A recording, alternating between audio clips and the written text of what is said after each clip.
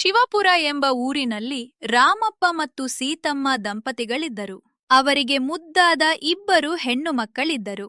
ಇಬ್ಬರು ಹೆಣ್ಣು ಮಕ್ಕಳು ಕಾಲೇಜಿನಲ್ಲಿ ಓದುತ್ತಿದ್ದರು. ರಾಮಪ್ಪನದು ತುಂಬಾ ಸುಂದರವಾದ ಕುಟುಂಬ. ಈ ಕುಟುಂಬಕ್ಕೆ ಬಿರುಗಾಳಿಯಂತೆ ಬಂದವಳೆ ರಾಮಪ್ಪನ ಅಕ್ಕ, ದೊಡ್ಡಪ್ಪನ ಮಗಳು ದೇವಿ. ಈಕೆ ಬಂದ ನಂತರ ರಾಮಪ್ಪನ ಜೀವನದಲ್ಲಿ ಏನೆಲ್ಲ ಅನಾಹುತಗಳು ಸಂಭವಿಸಿದವು ಎಂದು ನೋಡೋಣ ಬನ್ನಿ. ರಾಮು, ಹೇಗಿದ್ಯಾ ರಾಮು? ನಿನ್ನನ್ನ ನೋಡಿ ವರ್ಷಗಳೇ ಕಳೆದವು. ಇವರಿಬ್ರು ನಿನ್ನ ಮಕ್ಕಳೇ, ತುಂಬಾ ಮುದ್ದಾಗಿದ್ದಾರೆ ಅಂದ. ಹಾಗೆ ನಿನ್ನ ಮಕ್ಕಳು ಏನು ಮಾಡುತ್ತಿದ್ದಾರೆ? ಅಪ್ಪ, ಯಾರಿವ್ರು? ನಾನಿವ್ರನ್ನ ನೋಡೇ ಇಲ್ಲ. ಅರೆ ದೇವಿಯಕ್ಕ, ನೀವ? ನಿಮ್ಮನ್ನು ನೋಡಿ ಎಷ್ಟು ವರ್ಷ ಆಯ್ತು. ಈಗ ನಾವೆಲ್ಲ ನಿಮಗೆ ನೆನಪಾದ್ರ? ರೀ, ಯಾರಿವರು? ಇಷ್ಟು ದಿವಸ ನಾನಿವ್ರನ್ನ ನೋಡ್ಲೇ ಇಲ್ಲ. ಇವರ ಪರಿಚಯ ನನಗಿಲ್ಲ. ಯಾರು ಅಂತ ಹೇಳಿ. ಸೀತಾ, ಇವ್ರು ನಮ್ಮ ಅಕ್ಕ. ಇವ್ರ ಹೆಸರು ದೇವಿ. ಹೌದಾ? ನಮಸ್ಕಾರ ಅಕ್ಕ. ನಿಮ್ಮನ್ನ ನಾನು ಇಷ್ಟು ದಿವಸ ನೋಡ್ಲೇ ಇಲ್ವಲ್ಲ, ಆದ್ದರಿಂದ ನೀವು ಯಾರು ಅಂತ ನನಗೆ ಗೊತ್ತಾಗ್ಲಿಲ್ಲ. ದಯವಿಟ್ಟು ಬೇಜಾರ್ ಮಾಡ್ಕೋಬೇಡಿ. ರಾಮು, ನಮ್ಮನೇಲಿ ಪೂಜೆ ಇದೆ, ನೀವೆಲ್ಲರೂ ತಪ್ಪದೆ ಬರಬೇಕು. ಹೌದಾ, ಸರಿ. ನಾವೆಲ್ಲರೂ ಖಂಡಿತವಾಗ್ಲೂ ಬರ್ತೀವಿ ನಿಮ್ಮನೆ ಪೂಜೆಗೆ. ಹೀಗೆ ರಾಮುವಿನ ಅಕ್ಕ ದೇವಿ ಬಂದು ಎಲ್ಲರನ್ನೂ ಪೂಜೆಗೆ ಕರೆಯುತ್ತಾರೆ. ನಂತರ ಎಲ್ಲರೂ ಒಟ್ಟಾಗಿ ದೇವಿ ಮನೆ ಪೂಜೆಗೆ ಹೋಗಿ ಬರುತ್ತಾರೆ. ನಂತರ ರಾಮುವಿನ ತಂಗಿ ರಾಣಿ ಸೀತಾಗೆ ಕರೆ ಮಾಡಿ, ತನ್ನ ತಾಯಿಗೆ ಆರೋಗ್ಯ ಸರಿಯಿಲ್ಲ, ನೀವೆಲ್ಲರೂ ಬಂದು ಒಮ್ಮೆ ಮಾತನಾಡಿಸಿ ಎಂದು ಹೇಳುತ್ತಿದ್ದಾಳೆ. ದೇವಿ ಅಕ್ಕ, ನಾನು ಅಣ್ಣ ಮತ್ತು ಅತ್ತಿಗೆನ ಬರೋದಿಕ್ಕೆ ಹೇಳಿದ್ದೀನಿ. ನೀನ್ ಕೂಡ ಒಮ್ಮೆ ಬಂದು ಅಮ್ಮನನ್ನ ನೋಡ್ಕೊಂಡು ಹೋಗು. ಹೀಗೆ ರಾಣಿ ದೇವಿಯನ್ನ ಕೂಡ ತನ್ನ ಮನೆಗೆ ಕರೀತಾಳೆ. ರಾಮು ಮತ್ತು ಸೀತಾ ತಮ್ಮ ಮಕ್ಕಳನ್ನ ಕರೆದುಕೊಂಡು ತಾಯಿಯನ್ನ ನೋಡಲು ಓಡಿ ಬರುತ್ತಾರೆ. ಎಲ್ಲರೂ ಬಂದು ತಾಯಿಯನ್ನ ಮಾತನಾಡಿಸ್ತಾರೆ. ನಂತರ ರಾಮುವಿನ ತಾಯಿ ಹೀಗೆಂದು ಹೇಳುತ್ತಾರೆ. ನೀವೆಲ್ಲ ಹೊರ್ಗಡೆ ಹೋಗಿ, ನಾನು ಅಂಜಲಿ ಹತ್ರ ಮಾತಾಡಬೇಕು. ನಾನು ಹೇಳ್ದಷ್ಟು ಮಾಡಿ. ಈಗ ನೀವು ಹೊರಗಡೆ ಇರಿ ಸ್ವಲ್ಪ ಹೊತ್ತು. ಏನರಿಯದ ಅಂಜಲಿಯನ್ನು ಕರೆದು ತನ್ನ ಅಜ್ಜಿ ಪಕ್ಕದಲ್ಲಿ ಕೂರಿಸಿಕೊಂಡು, ಅಂಜಲಿ, ನೀನು ಕಾರ್ತಿಕ್ನ ಮದುವೆ ಮಾಡ್ಕೊ. ನೋಡಮ್ಮ, ಈ ಮನೆಗೆ ನಾನು ಹೋದ್ಮೇಲೆ ದೊಡ್ಡವರಂತ ಯಾರು ದಿಕ್ಕಿಲ್ಲ. ಇರೋದು ನಿಮ್ಮಪ್ಪ ಒಬ್ರೆ. ಅದಕ್ಕೆ ನೀನು ಈ ಮನೆಗೆ ಸೊಸೆಯಾಗಿ ಬಂದರೆ ಇವ್ರನ್ನೆಲ್ಲ ನೀನು ಚೆನ್ನಾಗಿ ನೋಡ್ಕೋತೀಯ. ಈ ನಿನ್ನ ಅಜ್ಜಿಯ ಕೊನೆ ಆಸೆನ ಈಡೇರಿಸು ಮಗಳೇ ಎಂದು ಅಂಜಲಿಗೆ ಹೇಳುತ್ತಾಳೆ. ಆದರೆ ಏನು ಅರ್ಥವಾಗದ ಅಂಜಲಿ ಸುಮ್ಮನೆ ಅಳುತ್ತಾ ಹೊರಗೆ ನಡೆಯುತ್ತಾಳೆ.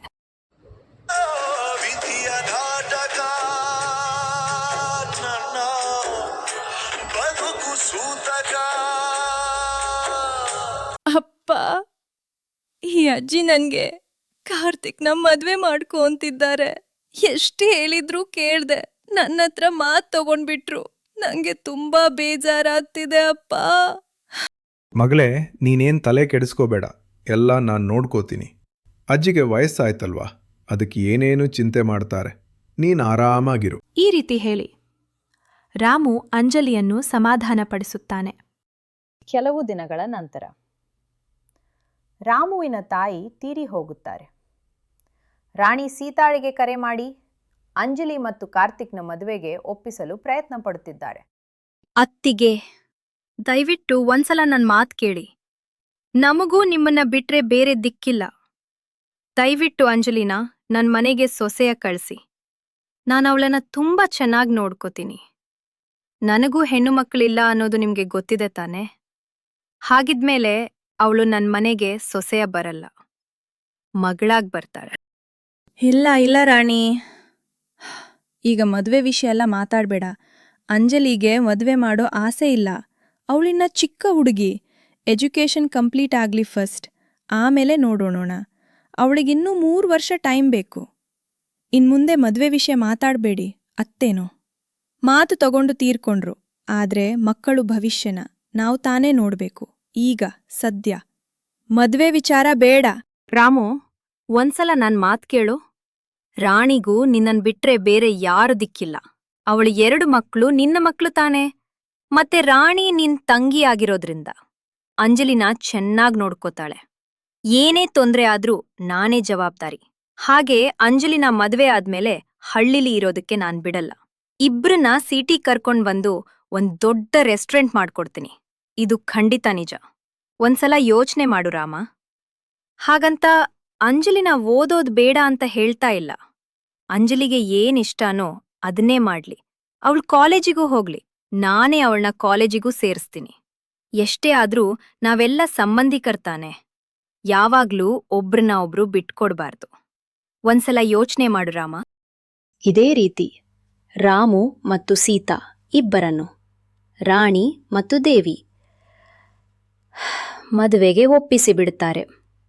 ರಾಮು ಬೇರೆ ದಾರಿ ಕಾಣದೆ ಮದುವೆಗೆ ಒಪ್ಪಿಗೆ ನೀಡಿ ಬಿಡುತ್ತಾನೆ. ಕಾರ್ತಿಕ್ ಮತ್ತು ಅಂಜಲಿಯ ಮದುವೆ ನಡೆದೇ ಹೋಗುತ್ತದೆ.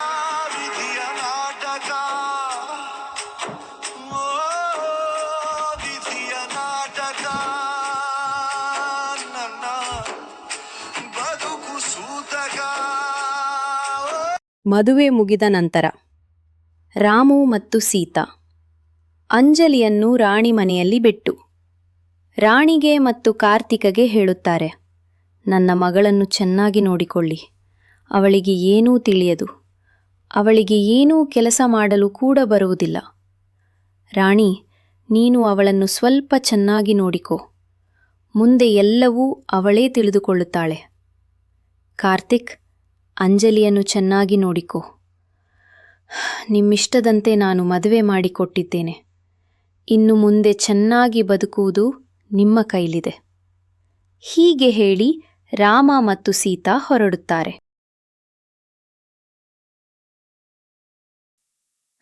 ಕಾರ್ತಿಕ್, ನನಗೆ ತುಂಬ ತಲೆನೋವ್ತಾ ಇದೆ.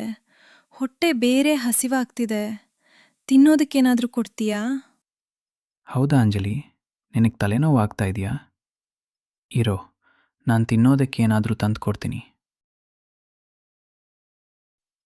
ತಗೋ, ತಿನ್ನು. Thank you Karthik. ಅಂಜಲಿ, ನಿನ್ಗೆ ಕೈ ಇಲ್ವಾ? ನಿನ್ನ ಗಂಡನ ಬಳಿ ಅದು ತಂದ್ಕೊಡು ಇದು ತಂದ್ಕೊಡು ಅಂತ ಹೇಳಿ ಸೇವೆ ಮಾಡಿಸ್ಕೊಂಡು ಕೂತಿದ್ದೀಯಾ? ಬಾಲು, ಇದು ನನ್ನ ಕಾರ್ತಿಕ್ನ ವಿಚಾರ. ನೀನ್ ಯಾಕೆ ಮಧ್ಯ ಮಾತಾಡ್ತಾ ಇದ್ದೀಯಾ? ಈಗ ಅಂಥದ್ದೇನಾಯ್ತು? ಬಾಲು, ಈ ವಿಷಯದಲ್ಲಿ ನೀನು ಯಾಕೆ ತಲೆ ಹಾಕ್ತಾ ಇದ್ದೀಯಾ? ಅಂಜಲಿ ನನ್ನ ಹೆಂಡತಿ. ಅವಳಿಗೇನು ಬೇಕೋ ಅದನ್ನು ನಾನು ತಂದು ಕೊಡ್ತೀನಿ. ನೀನು ಯಾಕೆ ಮಧ್ಯ ಮಾತಾಡ್ತಾ ಇದ್ದೀಯಾ? ನೀನ್ ಸುಮ್ದಿರ್ ಕಾರ್ತಿಕ್, ನಿನ್ಗೆ ಏನೂ ಗೊತ್ತಾಗೋಲ್ಲ. ನೀನ್ ಇಷ್ಟು ಪೆದ್ನಾಗಿರೋದಕ್ಕೆ ಅವಳು ನಿನ್ನ ಕೈಯಲ್ಲಿ ಎಲ್ಲ ಕೆಲಸ ಮಾಡಿಸ್ಕೊಳ್ತಾ ಇದ್ದಾಳೆ. ಬಾಲು, ನಿಂದು ತುಂಬ ಜಾಸ್ತಿ ಆಗ್ತಾ ಇದೆ. ಸ್ವಲ್ಪ ಬಾಯಿ ಮುಚ್ಚು.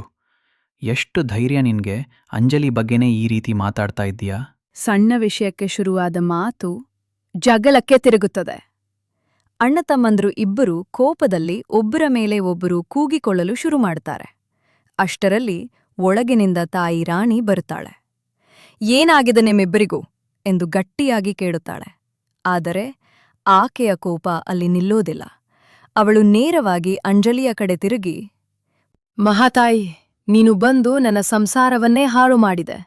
ರಾಮ ಲಕ್ಷ್ಮಣರ ಹಾಗಿದ್ದ ನನ್ನ ಮಕ್ಕಳು ಇವತ್ತು ಜಗಳ ಮಾಡ್ತಿದ್ದಾರೆ. ನೀನು ಇಲ್ಲಿಂದ ತೊಲಗು ಎಂದು ಕಿಡಿಕಾರ್ತಾಳೆ. ಏನೂ ತಪ್ಪು ಮಾಡದ ಅಂಜಲಿ ಆ ಮಾತು ಕೇಳಿ ಬೆಚ್ಚಿ ಬೀಳುತ್ತಾಳೆ. ಕಣ್ಣಲ್ಲಿ ನೀರು ತುಂಬಿಕೊಂಡು ಮಾತೇ ಬರದೆ ಅಳಲು ಶುರು ಮಾಡ್ತಾಳೆ. ಅಷ್ಟರಲ್ಲಿ ಕಾರ್ತಿಕ್ ಅವಳಿಗೆ ಸಪೋರ್ಟ್ ಮಾಡಲು ಮುಂದೆ ಬರ್ತಾನೆ. ಆದರೆ ಅದು ರಾಣಿಗೆ ಇನ್ನೂ ಕೋಪ ತರಿಸುತ್ತದೆ.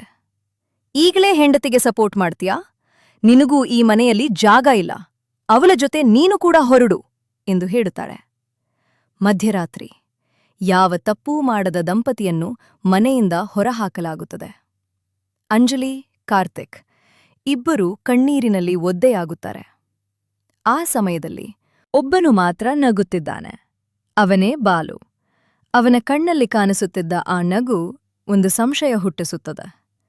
ಇದರ ಹಿಂದೆ ಯಾರಾದರೂ ಆಟವಿದೆಯಾ? ಇಬ್ಬರೂ ಏನು ಮಾಡಬೇಕೆಂದು ತಿಳಿಯದೆ ಕೊನೆಗೆ ಅಂಜಲಿ ತನ್ನ ತಾಯಿ ಮನೆಗೆ ಹೋಗುತ್ತಾಳೆ. ಅಲ್ಲಿ ಅಳುತ್ತಾ ಬರುತ್ತಿರುವ ಅಂಜಲಿ ಮತ್ತು ಕಾರ್ತಿಕ್ ಅವರನ್ನು ನೋಡಿ ರಾಮು ಮತ್ತು ಸೀತಾ ಬೆಚ್ಚಿ ಬೀಳುತ್ತಾರೆ. ಏನಾಯ್ತು ಮಗ ಎಂದು ಆತಂಕದಿಂದ ಕೇಳುತ್ತಾರೆ. ಅಂಜಲಿ ಅಳುತ್ತಾ ನಡೆದ ಎಲ್ಲವನ್ನೂ ಹೇಳುತ್ತಾಳೆ. ಆ ಮಾತು ಕೇಳಿದ ಕ್ಷಣ ಅವರ ಮನಸ್ಸೇ ಒಡೆದು ಹೋಗುತ್ತದೆ. ರೀ, ರಾಣಿಗೇನಾದ್ರೂ ತಲೆ ಕೆಟ್ಟಿದ್ಯಾ? ಯಾಕ್ ನನ್ ಮಗಳನ್ನ ಸುಮ್ಮನೆ ಬೈದಿದ್ದಾಳೆ? ಅವಳಿಗೆ ಈ ಮದುವೆ ಇಷ್ಟ ಇಲ್ಲ ಅಂದ್ರೆ ಯಾಕೆ ನಮ್ಮನ್ನೆಲ್ಲ ಒಪ್ಸಿ ಮದುವೆ ಮಾಡ್ಕೊಂಡು ಹೋದ್ಲು? ನಾವು ಎಷ್ಟು ಬೇಡ ಅಂದ್ರೂ ಕೇಳಿಲ್ಲ. ಆದ್ರೆ ಯಾಕೀಗ ಇತ್ರ ಮಾಡ್ತಾ ಇದ್ದಾಳೆ? ಅವಳಿಗೆ ಸ್ವಲ್ಪ ಬುದ್ಧಿ ಹೇಳಿ, ಇಲ್ಲ ಅಂದ್ರೆ ನಾನಂತೂ ಸುಮ್ನಿರಲ್ಲ. ಸೀತಾ, ನೀನೇನು ತಲೆ ಕೆಡಿಸಿಕೊಳ್ಬೇಡ. ರಾಣಿಗೆ ಬುದ್ಧಿ ಇಲ್ಲ. ಮನೆಗೆ ಬಂದ ಸೊಸೆನ ಯಾವ ರೀತಿ ನೋಡ್ಕೋಬೇಕು ಅಂತ ಗೊತ್ತಿಲ್ಲ. 2 ದಿನ ನೋಡೋಣ, ಅವಳೇನಾದ್ರೂ ಮನಸ್ಸು ಬದಲಾಯಿಸ್ತಾಳೇನೋ ನೋಡೋಣ. ಕಣ್ಣ ಮುಚ್ಚೆ ಕಾಡೆ ಗುಡೆ ಆಟ ನಮ್ಮ ಬಾಳು, ಯಾರ್ಯಾರ ಹಣೆಲೇನೇನಿದೆ ಬಲ್ಲೋರ್ ಯಾರು ಹೇಳು. ಸೀತಾ, ಯಾಕೋ ಮನಸ್ಸೇ ಸರಿಯಿಲ್ಲ. ಇಷ್ಟು ಸಣ್ಣ ವಯಸ್ಸಿಗೆ ನನ್ನ ಮಗಳಿಗೆ ಇಂಥ ಕಷ್ಟನ. ನಾವೆಲ್ಲರೂ ಮನೆ ದೇವರಿಗೆ ಹೋಗಿ ಬರೋಣ. ಮನಸ್ಸಿಗಾದರೂ ನೆಮ್ಮದಿ ಸಿಗುತ್ತೇನೋ ನೋಡೋಣ. ಹೋಗು, ನೀನು ಹೋಗಿ ಅಂಜಲಿ ಮತ್ತು ಕಾರ್ತಿಕ್ಗೆ ತಯಾರಾಗಲು ಹೇಳು.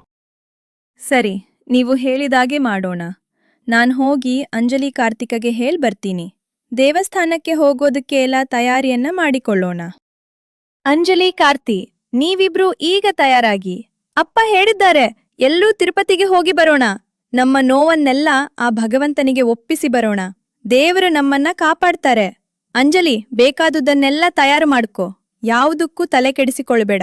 ನಾನ್ ಯಾವಾಗ್ಲೂ ನಿನ್ ಜೊತೆನೇ ಇರ್ತೀನಿ. ನಿನಗೆ ಯಾವ ಕೇಡಾಗೋದಿಕ್ಕೆ ನಾನ್ ಬಿಡಲ್ಲ. ಹೋಗಿ ತಯಾರಾಗು. ಹೌದಾ ಅಮ್ಮ? ಅಪ್ಪ ದೇವಸ್ಥಾನಕ್ಕೆ ಹೋಗೋಣ ಅಂತ ಹೇಳಿದ್ರ? ಸರಿ, ಹಾಗಿದ್ರೆ ನಾವು ತಯಾರಾಗೋಣ. ನಂತರ ಹೊರಡೋಣ.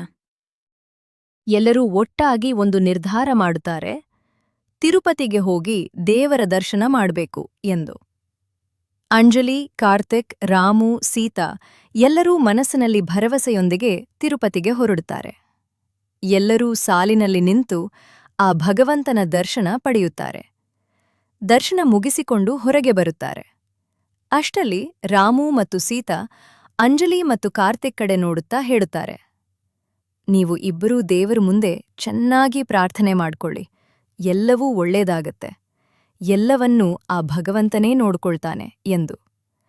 ಅಂಜಲಿ ಮತ್ತು ಕಾರ್ತಿಕ್ ಸರಿ ಎಂದು ತಲೆ ಆಡಿಸುತ್ತಾರೆ. ಇಬ್ಬರೂ ದೇವರ ಕಡೆ ಮುಖ ಮಾಡಿ ಕಣ್ಣೀರಿನಿಂದ ಪ್ರಾರ್ಥನೆ ಮಾಡುತ್ತಾರೆ. ಅವರ ಮನಸ್ಸಿನಲ್ಲಿ ಒಂದೇ ಆಶೆ, ನಮ್ಮ ಜೀವನ ಮತ್ತೆ ಸರಿಯಾಗಬೇಕು ಎಂದು. ಸ್ವಲ್ಪ ಹೊತ್ತಿನ ನಂತರ ಸೀತಾ ಹೇಳ್ತಾಳೆ, ಸರಿ, ಎಲ್ಲರೂ ಹೊರಡೋಣ ಎಂದು ಹೇಳಿ ಈ ಕಡೆ ತಿರುಗಿ ನೋಡುತ್ತಾಳೆ. ಆದರೆ ಅಲ್ಲಿ ಕಾರ್ತಿಕ್ ಕಾಣೋದಿಲ್ಲ. ಒಂದು ಕ್ಷಣ ಅವಳ ಹೃದಯ ನಿಲ್ಲೋ ಹಾಗಾಗುತ್ತದೆ. ಗಾಬರಿಯಿಂದ ಅಂಜಲಿ ಮತ್ತು ರಾಮು ಕಡೆ ನೋಡುತ್ತಾ, ಅರೆ, ಕಾರ್ತಿಕ್ ಎಲ್ಲೋದಾ ಎಂದು ಕೇಳುತ್ತಾಳೆ. ಅಂಜಲಿ ತಕ್ಷಣ ಸುತ್ತಲೂ ನೋಡುತ್ತಾಳೆ. ಅಂಜಲಿ ಹೃದಯ ಜೋರಾಗಿ ತಡತಡ ಹೊಡೆಯಲು ಶುರುವಾಗುತ್ತದೆ. ಕಾರ್ತಿಕ್, ಕಾರ್ತಿಕ್ ಎಂದು ಕೂಗುತ್ತಾಳೆ. ಆದರೆ ಅವನಿಂದ ಯಾವುದೇ ಪ್ರತಿಕ್ರಿಯೆಯಿಲ್ಲ. ಜನರ ಮಧ್ಯೆ ಅವನನ್ನು ಹುಡುಕುತ್ತಾ ಓಡಾಡುತ್ತಾಳೆ. ರಾಮು ಕೂಡ ಆತಂಕದಿಂದ ಎಲ್ಲ ಕಡೆ ಹುಡುಕಲು ಶುರು ಮಾಡುತ್ತಾನೆ. ಅಂಜಲಿ ಕಣ್ಣೀರಲ್ಲಿ ಮುಳುಗುತ್ತಾಳೆ. ಅಪ್ಪ, ಕಾರ್ತಿಕ್ ಯಾಕೆ ಈ ರೀತಿ ಮಾಡ್ತಿದ್ದಾನೆ? ಆ ದಿನ ಅತ್ತೆ ಮತ್ತು ಬಾಲು ಜಗಳ ಮಾಡಿ ನಮ್ಮಿಬ್ಬರನ್ನೂ ಮನೆ ಹೊರಗೆ ಹಾಕಿದ್ರು. ಇವತ್ತು ಕಾರ್ತಿಕ್ ನೋಡಿದ್ರೆ ನನ್ನನ್ನ ಇಲ್ಲೇ ಒಬ್ಬಳನ್ನಾಗಿ ಬಿಟ್ಟು ಹೋಗಿದ್ದಾನೆ. ನಾನೇನು ತಪ್ಪು ಮಾಡಿದೆ ಅಪ್ಪ? ನಾನು ಯಾರಿಗೂ ಕೆಡಕು ಮಾಡಿಲ್ಲ. ಆದರೂ ನನ್ನ ಜೀವನದಲ್ಲಿ ಯಾಕೆ ಇಷ್ಟು ಕಷ್ಟಗಳು ಬರುತ್ತಿವೆ? ಅಯ್ಯೋ ದೇವ್ರೆ, ಏನಪ್ಪ ಇದು? ಗ್ರಹಚಾರ. ಇವನು ಎಲ್ಲೋದ ಅಂತಾನೆ ಕಾಣ್ತಿಲ್ಲ. ಯಾಕೆ ಈ ತರ ಮಾಡುತ್ತಿದ್ದಾನೆ? ಅವರಮ್ಮ ನೋಡಿದ್ರೆ ಹಾಗೆ. ಇನ್ನು ಇವನು ಏನ್ ಅರ್ಥ ಆಗ್ತಿಲ್ಲ. ಏನ್ ಮಾಡ್ಲಿ ದೇವ್ರೆ? ಸೀತಾ, ಅಂಜಲಿ ಇಬ್ರೂ ತಲೆ ಕೆಡಿಸ್ಕೋಬೇಡಿ. ಅವನು ಫೋನ್ ಸ್ವಿಚ್ ಆಫ್ ಮಾಡ್ದಾನೆ ಅಂದ್ರೆ ಖಂಡಿತ ಇದರಲ್ಲಿ ಏನೋ ಕಾರಣ ಇದೆ. ಈಗ ನಾವು ಊರಿಗೆ ಹೋಗೋಣ, ಆಮೇಲೆ ಇದರ ಬಗ್ಗೆ ಯೋಚನೆ ಮಾಡೋಣ. ಈಗ ನೀವಿಬ್ರೂ ಅಳೋದನ್ನು ನಿಲ್ಲಿಸಿ. ಎಷ್ಟು ಅಂತ ಅಳ್ತೀರಾ? ಸರಿ, ಹಾಗಿದ್ದಾಗ್ಲಿ. ನಡೀರಿ, ಮನೆಗ್ ಹೋಗೋಣ. ನೀನ್ ಅಳ್ಬೇಡ, ಎಲ್ಲನೂ ನಾನ್ ನೋಡ್ಕೋತೀನಿ. ರಾಮು ಮತ್ತು ಸೀತಾ ಅಂಜಲಿಯನ್ನು ಕರೆದುಕೊಂಡು ಬೇಸರದಿಂದಲೇ ತಿರುಪತಿಯಿಂದ ಮನೆಗೆ ವಾಪಸ್ಸಾಗುತ್ತಾರೆ. ಅವರ ಮುಖದಲ್ಲಿ ಆತಂಕ, ಮನಸ್ಸಿನಲ್ಲಿ ಭಯ. ಮನೆಗೆ ಬಂದ ತಕ್ಷಣ ರಾಮು ಫೋನ್ ತೆಗೆದು ರಾಣಿಗೆ ಕರೆ ಮಾಡುತ್ತಾನೆ. ಹಲೋ ರಾಣಿ, ಕಾರ್ತಿಕ್ ಮನೆಗೆ ಬಂದಿದಾನಾ ಎಂದು ಕೇಳುತ್ತಾನೆ. ಆದರೆ ಅತ್ತ ಕಡೆನಿಂದ ಕೇಳಿಬರುವ ಧ್ವನಿ, ಇಲ್ಲ, ಕಾರ್ತಿಕ್ ಇಲ್ಲಿಗೆ ಬಂದಿಲ್ಲ. ಏನಾಯ್ತು?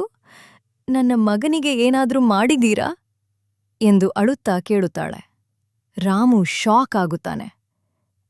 ನಾವು ಏನೂ ಮಾಡಿಲ್ಲ ಎಂದು ಹೇಳೋದಕ್ಕೂ ಮುಂಚೆ ರಾಣಿ ಇನ್ನೂ ಕೋಪದಿಂದ, ನನ್ನ ಮಗನನ್ನು ನೀವೇನೋ ಮಾಡಿದ್ದೀರಾ, ನನಗೆ ನನ್ನ ಮಗ ಬೇಕು ಎಂದು ಅಳುತ್ತಾ ಕೂಗುತ್ತಾಳೆ.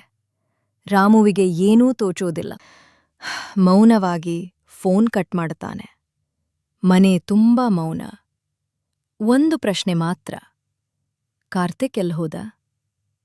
ಹೀಗೆ 1 ದಿನ 2 ದಿನ ಕಳೆಯುತ್ತದೆ.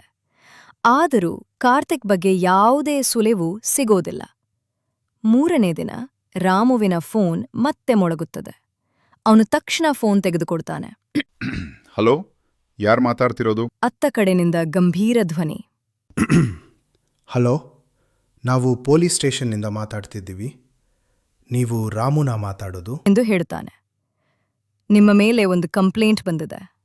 ನೀವು ನಿಮ್ಮ ಹೆಂಡತಿ ಮತ್ತು ನಿಮ್ಮ ಮಗಳು ಅಂಜಲಿಯನ್ನು ಕರೆದುಕೊಂಡು ಈಗಲೇ ಸ್ಟೇಷನ್ಗೆ ಬನ್ನಿ ಎಂದು ಹೇಳುತ್ತಾರೆ. ರಾಮು ಗಾಬರಿಯಾಗುತ್ತಾನೆ. ನನ್ನ ಮೇಲೆ ಕಂಪ್ಲೇಂಟಾ? ಯಾರು ಕೊಟ್ರು?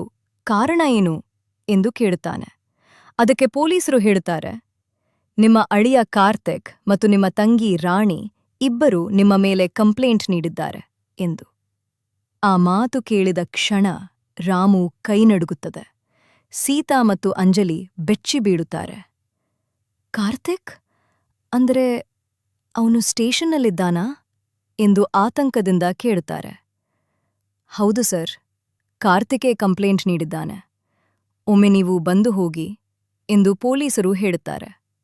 ಫೋನ್ ಕಟ್ ಆಗುತ್ತದೆ. ಏನ್ ಹೇಳ್ತಾ ಇದ್ದೀರಾ? ನಮ್ಮೇಲೆ ರಾಣಿ ಕಂಪ್ಲೇಂಟ್ ಮಾಡ್ದಾಳಾ? ಏನಾಗಿದೆ ಅವಳಿಗೆ? ತಲೆ ಏನಾದ್ರೂ ಕೆಟ್ಟಿದ್ಯಾ? ನನ್ ಮಗಳನ್ನ ಸರಿಯಾಗಿ ಬಾಳಿಸಿಲ್ಲ. ಈಗ ನೋಡಿದ್ರೆ ನಮ್ಮೇಲೆ ಕಂಪ್ಲೇಂಟ್ ಮಾಡಿದ್ದಾಳೆ. ಬನ್ನಿ, ಅದೇನು ಅಂತ ನೋಡೋಣ. ಆದ್ರೆ ನಾನಂತೂ ಅವನ ಸುಮ್ನೆ ಬಿಡಲ್ಲ. ನನ್ನ ಮಗಳು ಬಾಳಿಗೆ ಬೆಂಕಿ ಇಟ್ಲು. ಈಗ ನೋಡಿದ್ರೆ ನಮ್ಮ ಮೇಲೇನೆ ಕಂಪ್ಲೇಂಟ್ ಮಾಡಿದ್ದಾಳೆ. ಯಾಕೆ ಈ ರೀತಿ ಮಾಡ್ತಾ ಇದ್ದಾಳೆ ಅಂತ ನಾನ್ ತಿಳ್ಕೊಳ್ಳಲೇಬೇಕು. ಬನ್ನಿ ಹೋಗೋಣ. ಕಾರ್ತಿಕ್ ಯಾಕೆ ಹೀಗೆ ಮಾಡ್ದ? ಇಲ್ಲಿ ಒಂದು ದೊಡ್ಡ ರಹಸ್ಯ. ಕಾರ್ತಿಕ್ ಹೇಗೆ ಪೊಲೀಸ್ ಸ್ಟೇಷನ್ಗೆ ಹೋದ? ರಾಣಿ ಯಾಕೆ ತನ್ನ ಸ್ವಂತ ಅಣ್ಣನ ಮೇಲೆ ಕಂಪ್ಲೇಂಟ್ ಕೊಟ್ಟಳು? ಇದರ ಹಿಂದೆ ಇನ್ನೊಬ್ಬರ ಕೈವಾಡ ಇದೆಯಾ?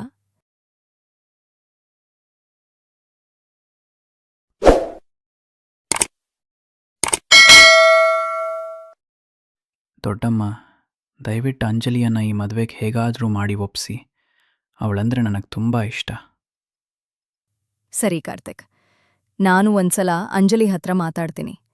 ರಾಣಿ, ನಿನಗೆ ಸೀತಾ ಅಂದ್ರೆ ಇಷ್ಟನಾ?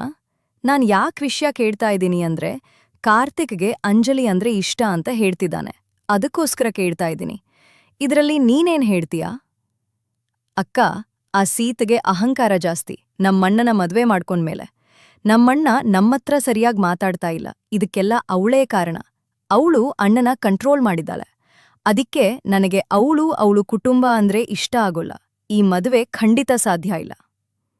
ಬೇಜಾರು ಮಾಡ್ಕೋಬೇಡ ದೇವಿ ಅಕ್ಕ. ರಾಣಿ, ನಾನು ಹೇಳೋದನ್ನ ಕೇಳು. ಅವರ ಅಹಂಕಾರ ಮುರಿಬೇಕಂದ್ರೆ ಇದೇ ಸರಿಯಾದ ದಾರಿ. ಅರ್ಥ ಆಯ್ತಲ್ವಾ? ಈಗ ನೀನು ಮದ್ವೆಗ್ ಒಪ್ಕೋ. ಅದಷ್ಟೇ ಅಲ್ದೆ ನಿಮ್ಮಣ್ಣನ ಮದ್ವೆಗೆ ಹೆಂಗಾದ್ರೂ ಮಾಡಿ ಒಪ್ಸು. ಮುಂದೆದು ನಾನ್ ಹೇಳ್ತೀನಿ. ಅಂಜಲಿ, ನೀನಂದ್ರೆ ಕಾರ್ತಿಕ್ ಇಷ್ಟ ಅಂತ ಹೇಳ್ತಿದ್ದಾನೆ. ಅವನನ್ನ ಮದ್ವೆ ಮಾಡ್ಕೊಂತೀಯ? ಅತ್ತೆ, ನಾನಿನ್ನೂ ಓದ್ತಿದ್ದೇನೆ. ನನ್ನ ಎಜುಕೇಷನ್ ಕಂಪ್ಲೀಟ್ ಆಗೋದಕ್ಕೆ ಇನ್ನು 2 ವರ್ಷ ಆಗುತ್ತೆ. ಅದು ಮುಗಿದ್ಮೇಲೆ ನಾನು MBA ಮಾಡ್ಬೇಕಂತ ಇದ್ದೀನಿ. ಮದುವೆ ವಿಚಾರನ ನೀವು ತರಬೇಡಿ. ಮದುವೆ ವಿಚಾರ ಮಾತಾಡೋದಕ್ಕೆ ಅಂತ ಫೋನ್ ಮಾಡೋದೇ ಆದ್ರೆ ಇನ್ಮೇಲೆ ನನಗೆ ಫೋನ್ ಮಾಡಬೇಡಿ. ಎಷ್ಟು ಕೊಬ್ಬು ನಿನಗೆ! ನನ್ನತ್ರನೇ ಈ ರೀತಿ ಮಾತಾಡ್ತೀಯಾ? ನೋಡ್ಕೋತೀನಿ ನಿನ್ನ. ರಾಣಿ, ನಾನು ಹೇಳೋದನ್ನ ಸರಿಯಾಗಿ ಕೇಳಿಸ್ಕೊ. ಈ ಚಾನ್ಸ್ ಬಿಟ್ರೆ ಮತ್ತೆ ನಮಗ್ ಸಿಗೋದಿಲ್ಲ. ನೀನು ನಿಮ್ಮ ಅಮ್ಮನ ಜೊತೆ ಮಾತಾಡು. ಹೇಗಾದ್ರೂ ಮಾಡಿ ಕಾರ್ತಿಕ್ ಮತ್ತು ಅಂಜಲಿಯ ಮದುವೆ ಆಗೋ ಹಾಗೆ ನಿಮ್ಮ ಅಮ್ಮನನ್ನ ಒಪ್ಪಿಸು. ನಾನು ಹೇಳಿದ ಅರ್ಥ ಆಯ್ತಾ? ಸರಿ ಅಕ್ಕ, ಈ ವಿಷಯದ ಬಗ್ಗೆ ನಾನು ಅಮ್ಮನ ಜೊತೆ ಮಾತಾಡ್ತೀನಿ. ನಾನು ಹೇಳೋದನ್ನ ಸರಿಯಾಗಿ ಕೇಳಿಸ್ಕೊ. ನೀನು ಕಾರ್ತಿಕ್ನ ಮದ್ವೆ ಮಾಡ್ಕೊಂಡ್ಬಿಡು. ರಾಣಿ ಎಲ್ಲ ನಾನು ಅಂದುಕೊಂಡಗೆ ಆಗತ್ತೆ ನೋಡ್ತಿರು. ಹಾಗೇನಾದ್ರೂ ರಾಮು ಈ ಮದ್ವೆಗೆ ಒಪ್ಕೊಂಡಿಲ್ಲ ಅಂದ್ರೆ ಮುಂದೆ ಏನ್ ಮಾಡ್ಬೇಕು ಅಂತ ನನಗ್ ಗೊತ್ತಿದೆ. ಕಾರ್ತಿಕ್, ನಾನ್ ಹೇಳೋದನ್ನ ಸರಿಯಾಗಿ ಕೇಳಿಸ್ಕೊ. ನೀನ್ ಹೇಗಾದ್ರೂ ಮಾಡಿ ನಿಮ್ ಅತ್ತೆ ಹತ್ರ ಮಾತಾಡು. ಅತ್ತೆ ಏನ್ ಹೇಳಿದ್ರೂ ನೀನ್ ಕೇಳಿಸ್ಕೋಬೇಡ. ಅಂಜಲಿನ ಮದ್ವೆ ಮಾಡಿಕೊಡ್ಲೇಬೇಕು ಅಂತ ಹಠ ಮಾಡು. ನಿಮ್ ಅತ್ತೆಗೆ ಬೇರೆ ದಾರಿ ಕಾಣದೇ ಇರೋ ತರ ಮಾಡು. ಆಗ ನಿಮ್ ಅತ್ತೆ ಈ ಮದ್ವೆಗೆ ಒಪ್ಕೋತಾಳೆ. ದೇವಿ ಅಕ್ಕ, ನಾವು ಅಂದುಕೊಂಡ ಹಾಗೆ ಆಯ್ತು. ರಾಮು ಅಣ್ಣ ಮತ್ತು ಸೀತಾ ಮದುವೆಗೆ ಒಪ್ಕೊಂಡ್ರು. ಇನ್ಮುಂದೆ ನೋಡ್ತೀರಿ ನಾನೇನ್ ಮಾಡ್ತೀನಿ ಅಂತ. ಅವರನ್ನ ನೆಮ್ಮದಿಯಿಂದ ಇರೋದಕ್ಕೆ ನಾನು ಬಿಡಲ್ಲ. ಸರಿ ರಾಣಿ, ನೀನ್ ಏನ್ ಮಾಡ್ಬೇಕು ಅಂತ ಗೊತ್ತಲ್ವಾ? ಅದೇ ರೀತಿ ಮಾಡು. ಮುಂದೆ ನೋಡು ಅವರ ಗತಿ ಏನಾಗುತ್ತೆ ಅಂತ. ದೊಡ್ಡಮ್ಮ, ನನ್ನನ್ನ ಅಂಜಲಿನ ಅಮ್ಮ ಚೆನ್ನಾಗ್ ಬೈದು ಮನೆಯಿಂದ ಹೊರಗಡೆ ಹಾಕ್ಬಿಟ್ಲು. ನಾವೀಗ ಅತ್ತೆ ಮಾವ ಮನೆಯಲ್ಲೇ ಇದ್ದೀವಿ. ಅತ್ತೆ ಮಾವಗೆ ತುಂಬಾ ಬೇಜಾರಾಗಿದೆ. ಅದಕ್ಕೆ ತಿರುಪತಿಗೆ ಹೋಗೋಣ ಅಂತ ಹೇಳ್ತಿದ್ರು. ನಾವೆಲ್ಲ ಈಗ ತಿರುಪತಿಗೆ ಹೊರಟಿದ್ದೀವಿ. ಕಾರ್ತಿಕ್, ನಾನು ಹೇಳೋದನ್ನ ಸರಿಯಾಗಿ ಕೇಳಿಸ್ಕೊ. ನೋಡು, ನಾನು ಹೇಳ್ತಿರೋದು ಮುಂದೆ ನಿನ್ನ ಒಳ್ಳೆಯದಕ್ಕಾಗಿ. ನೀನು ಈಗ ಅಂಜಲಿಯನ್ನ ಕರೆದುಕೊಂಡು ತಿರುಪತಿಗೆ ಹೋಗ್ತಾ ಇದೀಯಲ್ಲ, ಅಲ್ಲಿಗೆ ಹೋಗಿ ಅವಳನ್ನೆಲ್ಲ ಬಿಟ್ಟು ಸೈಲೆಂಟ್ ಆಗಿ ನೀನ್ ಮಾತ್ರ ಹಿಂದಿರುಗು ಬಾ. ಬಂದು ನಿಮ್ಮ ಅಮ್ಮನ ಮನೆಯಲ್ಲಿರು. ಯಾವುದೇ ಕಾರಣಕ್ಕೂ ಅವರ ಫೋನ್ನ ಅಟೆಂಡ್ ಮಾಡಬೇಡ. ಫೋನ್ ಸ್ವಿಚ್ ಆಫ್ ಮಾಡಿ ಇಟ್ಕೋ. ಇದರಿಂದ ಮುಂದೆ ನಿನಗೆ ಒಳ್ಳೇದಾಗತ್ತೆ. ನಾನು ಹೇಳೋದನ್ನ ಕೇಳ್ತೀಯಲ್ಲ, ಸರಿ ತಾನೆ? ಸರಿ ದೊಡ್ಡಮ್ಮ, ನೀವು ಹೇಳ್ದಂತೆ ನಾನು ನಡೆದುಕೊಳ್ತೀನಿ. ರಾಣಿ, ನಾವು ಅಂದ್ಕೊಂಡ ಹಾಗೆ ಆಯ್ತು ಅಲ್ವಾ? ನನಗಂತೂ ತುಂಬಾ ಖುಷಿ ಆಗ್ತಾ ಇದೆ. ಕಾರ್ತಿಕ್ ಈಗ ಮನೆಗ್ ಬಂದಿದ್ದಾನೆ ತಾನೇ? ಈಗ ನೀನ್ ಹೋಗಿ ಪೊಲೀಸ್ ಸ್ಟೇಷನಲ್ಲಿ ಅವ್ರ ಮೇಲೆ ಒಂದು ಕಂಪ್ಲೇಂಟ್ ಕೊಡು. ಮುಂದೆ ಏನಾಗುತ್ತೆ ಅಂತ ನಿನ್ಗೆ ಸ್ವತಃ ಅರ್ಥ ಆಗುತ್ತೆ. ಹೌದಕ್ಕ, ನೀವ್ ಹೇಳ್ತಾ ಇರೋದು ನಿಜ. ನನಗೂ ಹಾಗೆ ಅನಿಸ್ತಾ ಇದೆ. ಆ ಅಂಜಲಿ ಮತ್ತು ಅವಳ ತಾಯಿಗೆ ತುಂಬಾ ಅಹಂಕಾರ ಇದೆ. ಅವರ ಅಹಂಕಾರ ಮುರಿಯೋದಕ್ಕೆ ಇದೇ ಸರಿಯಾದ ದಾರಿ. ನನಗೂ ಕೂಡ ತುಂಬಾ ಖುಷಿಯಾಗ್ತಾ ಇದೆ ಅಕ್ಕ. ಸರಿ, ನೀವ್ ಹೇಳಿದ ಹಾಗೆ ನಾನು ಹೋಗಿ ಪೊಲೀಸ್ ಸ್ಟೇಷನಲ್ಲಿ ಕಂಪ್ಲೇಂಟ್ ಕೊಟ್ಟು ಬರ್ತೀನಿ. ನೋಡಿ ರಾಮ, ನಿಮ್ಮ ಅಳಿಯ ಕಾಣಿಸ್ತಿಲ್ಲ ಅಂದಮೇಲೆ ನೀವು ಸ್ಟೇಷನ್ನಲ್ಲಿ ಕಂಪ್ಲೇಂಟ್ ಮಾಡಬೇಕಿತ್ತಲ್ವಾ? ಮತ್ತೆ ಯಾಕೆ ನೀವು ಸುಮ್ಮನೆ ಇದ್ರಿ? ಈಗ ಬಂದು ಅವನು ತಿರುಪತಿಯಿಂದ ಕಾಣೆಯಾದ ಅಂತ ಹೇಳ್ತಿದ್ದೀರಾ. ಆದರೆ ಅವನು ಬೇರೆ ರೀತಿ ಹೇಳ್ತಿದ್ದಾನಲ್ಲ, ನಾವು ಯಾರ ಮಾತನ್ನ ನಂಬೇಕು? ಹೌದು ಸರ್, ನಾನು ನೋಡಿದ್ದೇನೆ. ಅಂಜಲಿ ಯಾವಾಗ ನೋಡಿದ್ರೂ ಒಬ್ಬ ಹುಡುಗನ ಜೊತೆ ಫೋನಲ್ಲಿ ಮಾತಾಡ್ತಾ ಇರ್ತಾಳೆ. ನನ್ನ ಜೊತೆ ಸರಿಯಾಗಿ ಮಾತಾಡೋದೇ ಇಲ್ಲ ಸರ್. ಕಾರ್ತಿಕ್, ಯಾಕೆ ನೀನ್ ಈ ರೀತಿ ಮಾಡ್ತಾ ಇದ್ದೀಯಾ? ನಾನ್ ನಿನ್ಗೇನ್ ತಪ್ಪು ಮಾಡಿದ್ದೆ? ನೀನೇ ತಾನೇ ತಿರುಪತಿಯಿಂದ ನಮ್ಮನ್ನೆಲ್ಲ ಬಿಟ್ಟು ಹೋಗಿದ್ದೆ. ಆದ್ರೆ ಈಗ ನೋಡಿದ್ರೆ ಇಲ್ಲಿ ಬಂದು ನನ್ ಬಗ್ಗೆನೇ ಕಂಪ್ಲೇಂಟ್ ಮಾಡಿದ್ದೀಯಾ. ನಿನ್ಗಿದು ಸರಿನಾ ಕಾರ್ತಿಕ್? ಲೋ ಕಾರ್ತಿಕ್, ನಿಮ್ಮಮ್ಮನ್ ಮಾತ್ ಕೇಳ್ಕೊಂಡು ಹಾಳಾಗ್ ಹೋಗ್ತಿದ್ಯಾ? ನಿನ್ ತಲೆಲಿ ಏನಾದ್ರೂ ಬುದ್ಧಿ ಇದೆಯಾ? ಕಟ್ಕೊಂಡಿರೋ ಹೆಂಡತಿ ಬಗ್ಗೆ ತಪ್ಪಾಗಿ ಮಾತಾಡ್ತಿದ್ಯಾ? ಖಂಡಿತ ನಿನ್ಗ ಆ ದೇವ್ರು ಶಿಕ್ಷೆ ಕೊಡ್ತಾನೆ, ನೋಡ್ತೀರೋ. ತಿರುಪತಿಲ್ಲೇ ನಮ್ಮನ್ನೆಲ್ಲ ಬಿಟ್ಟು ಓಡ್ ಹೋಗಿ ನಿಮ್ಮಮ್ಮನ್ ಜೊತೆ ಸೇರ್ಕೊಂಡು ನಾಟಕ ಮಾಡ್ತಾ ಇದೀಯ. ಯಾರ್ ನಿಂಗ್ ಈ ರೀತಿ ಮಾಡು ಅಂತ ಹೇಳಿದ್ದು? ನಿಜ ಹೇಳು. ರಾಮು, ಈಕೆ ನಿಮ್ಮ ತಂಗಿನೇ ತಾನೆ. ಈಕೆ ಹೇಳ್ತಿದ್ದಾಳೆ ನೀವು ಅವ್ರ ಮಗನನ್ನ ಹೊಡೆದು ಕಳಿಸಿದ್ರಿ ಅಂತ. ಅದು ಅಲ್ದೆ ಕಾರ್ತಿಕ್ ಹೇಳ್ತಿದ್ದಾನೆ ಅಂಜಲಿ ಸರಿಯಿಲ್ಲ ಅಂತ. ಆಕೆ ಬೇರೆಯವ್ರ ಜೊತೆಯಲ್ಲಿ ಯಾವಾಗಲೂ ಫೋನಲ್ಲಿ ಮಾತಾಡ್ತಿರ್ತಾಳಂತೆ. ನೋಡಿ, ನಾನು ನಿಮಗೆ ಒಂದು ಚಾನ್ಸ್ ಕೊಡ್ತೀನಿ. ನೀವಿಬ್ಬರೂ ಸಂಬಂಧಿಕರೇ ಆಗಿರೋದ್ರಿಂದ ಒಂದ್ಸಲ ಯೋಚನೆ ಮಾಡಿ. ನೋಡಮ್ಮ ಅಂಜಲಿ, ನೀನು ಈ ರೀತಿಯೆಲ್ಲ ಮಾಡಬಾರ್ದು. ಪಾಪ ಅಲ್ವಾ ಕಾರ್ತಿಕ್? ಅವನ ಜೊತೆ ಖುಷಿಯಾಗಿರೋದಕ್ಕೆ ಪ್ರಯತ್ನ ಪಡು. ನಿಮ್ಮಪ್ಪ ಅಮ್ಮನ ಜೊತೆ ಮಾತಾಡಿ ನೀನು ಕಾರ್ತಿಕ್ ಮನೆಗೆ ಹೋಗು. ಸರಿ, ಈಗೆಲ್ಲ ನೀವೇ ಇದನ್ನು ಸರಿಪಡಿಸ್ಕೊಳ್ಳಿ. ನಾನೇನು ಬರ್ತೀನಿ. ರಾಣಿ, ನಿನ್ಗೇನಾದ್ರೂ ತಲೆ ಕೆಟ್ಟಿದ್ಯಾ? ಯಾಕೆ ಈ ರೀತಿ ಇಲ್ದೇ ಇರೋ ಅಪವಾದ ನಮ್ಮೇಲ್ ಹೊರಿಸ್ತಾ ಇದ್ದೀಯಾ? ನಾವೇನಾದ್ರೂ ನಿಮ್ಮನ್ನೇ ಬಾಗ್ಲಿಗ್ ಬಂದು ನನ್ ಮಗಳನ್ನ ಮದ್ವೆ ಮಾಡ್ಕೋ ಅಂತ ಕೇಳಿದ್ವಾ? ನೀನೇ ತಾನೇ ನಿಮ್ಮಕ್ಕನ್ ಜೊತೆ ಬಂದು ನನ್ ಮಗಳನ್ನ ಕೊಡುವಂತ ಕೇಳ್ದೆ. ಆದ್ರೆ ಈಗ ನೀನ್ ಮಾಡ್ತಿರೋದೇನು? ಲೋ ಮೂರ್ಖ, ಈಗ ಹೇಳ್ತಾ ಇದೀನಿ ಕೇಳಿಸ್ಕೊ. ನನ್ನ ಮಗಳಿಗೆ ನಿನಗಿಂತ ಸುಂದರವಾಗಿರುವ ಹುಡುಗನ ತಂದು ಮದ್ವೆ ಮಾಡಿಸ್ತೀನಿ. ನೀನಿಲ್ದೇ ಇರೋ ಅಪವಾದ ನನ್ನ ಮಗಳ ಮೇಲೆ ಹಾಕ್ತಾ ಇದೆಯಲ್ಲ. ಒಂದಲ್ಲ ಒಂದಿಸ ಅದಕ್ಕೆ ನೀನು ಪಶ್ಚಾತ್ತಾಪ ಪಡ್ತೀಯ, ನೋಡ್ತಾ ಇರು. ಇವತ್ತಿಗೆ ನನ್ನ ನಿಮ್ಮ ಸಂಬಂಧ ಮುರಿದೋಯ್ತು. ಇನ್ನು ಯಾವತ್ತೂ ನಮ್ಮನೆ ಕಡೆ ನೀವು ಬರಬೇಡಿ. ರಾಣಿ, ನೀನು ಕೂಡ ಒಂದು ಹೆಣ್ಣು ತಾನೆ. ಇನ್ನೊಂದು ಹೆಣ್ಣು ಮಗುವಿನ ಬಗ್ಗೆ ತಪ್ಪಾಗಿ ಮಾತಾಡ್ತಾ ಇದೆಯಲ್ಲ. ನಿನ್ಗೆ ಬುದ್ಧಿ ಇಲ್ವಾ? ಇವಳು ಕೂಡ ನಿನ್ನ ಅಣ್ಣನ ಮಗಳೇ ತಾನೆ. ಅಣ್ಣನ ಮಗಳು ಅಂದ್ರೆ ನಿನಗೂ ಮಗಳೇನೆ. ಆದ್ರೆ ನೀನು ಈ ರೀತಿ ನನ್ನ ಮಗಳ ಬಗ್ಗೆ ಕೆಟ್ಟದಾಗಿ ಮಾತಾಡ್ತಾ ಇದೆಯಲ್ಲ, ಆ ಭಗವಂತ ನಿನ್ನನ್ನ ಸುಮ್ಮನೆ ಬಿಡಲ್ಲ. ನೋಡ್ತಾ ಇರು, ನೀನು ಅನುಭವಿಸ್ತೀಯ. ಹೆಣ್ಣು ಹೆತ್ತ ಕರುಳಿನ ಸಂಕಟ ನಿನಗೆ ಶಾಪ ಆಗುತ್ತೆ. ಖಂಡಿತ ನಿನಗೆ ಒಳ್ಳೆಯದಾಗಲ್ಲ. ನೋಡ್ತಿರು. ನಮಗೆಲ್ಲ ವಿಷಯ ಗೊತ್ತಾಯ್ತು. ನೀನು ನಿಮ್ ದೊಡ್ಡಮ್ಮ ಮತ್ತು ನಿಮ್ಮಮ್ಮನ ಜೊತೆ ಸೇರ್ಕೊಂಡು ಹಾಡಿರೋ ನಾಟಕ ಎಲ್ಲ ನಮಗ್ ತಿಳಿಯಿತು. ಇನ್ನು ಯಾವುದನ್ನೂ ನೀವು ಮುಚ್ಚಿಡಕ್ಕಾಗಲ್ಲ. ಈ ರೀತಿ ನಾಟಕ ಮಾಡುವ ಅವಶ್ಯಕತೆ ಏನಿತ್ತು ನಿಮಗೆ? ಒಂದು ಹೆಣ್ಣು ಮಗುವಿನ ಜೀವನ ಹಾಳು ಮಾಡುದ್ರಲ್ಲ. ಇದ್ರಿಂದ ನಿಮಗೇನ್ ಲಾಭ ಆಯ್ತು? ಆದ್ರೆ ದೇವರ ಹತ್ರ ಲೆಕ್ಕ ಇದ್ದೇ ಇರುತ್ತೆ. ಖಂಡಿತ ನೀವೆಲ್ಲರೂ ಅನುಭವಿಸ್ತೀರಾ. ಹೆಣ್ಣು ಮಕ್ಕಳ ಶಾಪ ನಿಮಗೆ ತಟ್ಟುತ್ತೆ. ನೋಡ್ತಾ ಇರಿ. ಛಿ, ನಿಮ್ದು ಒಂದ್ ಜನ್ಮಾನ. ತಿರುಪತಿಯಿಂದ ನೀನ್ ಓಡು ಬಂದಿಲ್ವೋ, ಆ ದೇವ್ರೇ ನಿನ್ನನ್ನ ನಮ್ಮಿಂದ ದೂರ ಮಾಡಿರೋದು. ಯಾಕಂದ್ರೆ ನೀನು ನನ್ನ ಮಗಳಿಗೆ ಯಾವ ರೀತಿನೂ ಸರಿ ಹೋಗಲ್ಲ. ಅದರಿಂದಾನೇ ಆ ದೇವರು ನಮ್ಮಿಂದ ನಿನ್ನನ್ನ ದೂರ ಮಾಡಿದ್ದಾನೆ. ನೋಡ್ತಿರೋ ಮುಂದೆ ನನ್ನ ಮಗಳ ಜೀವನ ಹೇಗಿರುತ್ತೆ ಅಂತ. ಈ ರೀತಿ ಸೀತಾ ಮತ್ತು ರಾಮು ಅವರಿಬ್ಬರನ್ನು ಚೆನ್ನಾಗಿ ಬೈದು ಅಲ್ಲಿಂದ ವಾಪಸ್ಸಾಗುತ್ತಾರೆ. ನಂತರ ಅಂಜಲಿಯು ತನ್ನ ಇಚ್ಛೆಯಂತೆ MBA ಪೂರ್ಣಗೊಳಿಸುತ್ತಾಳೆ. ನಂತರ ಅಂಜಲಿಯ ಎಲ್ಲ ವಿಷಯ ತಿಳಿದ. ಸ್ನೇಹಿತ ಅಜಯ್ ಅಂಜಲಿಯನ್ನು ವಿವಾಹವಾಗುತ್ತಾನೆ.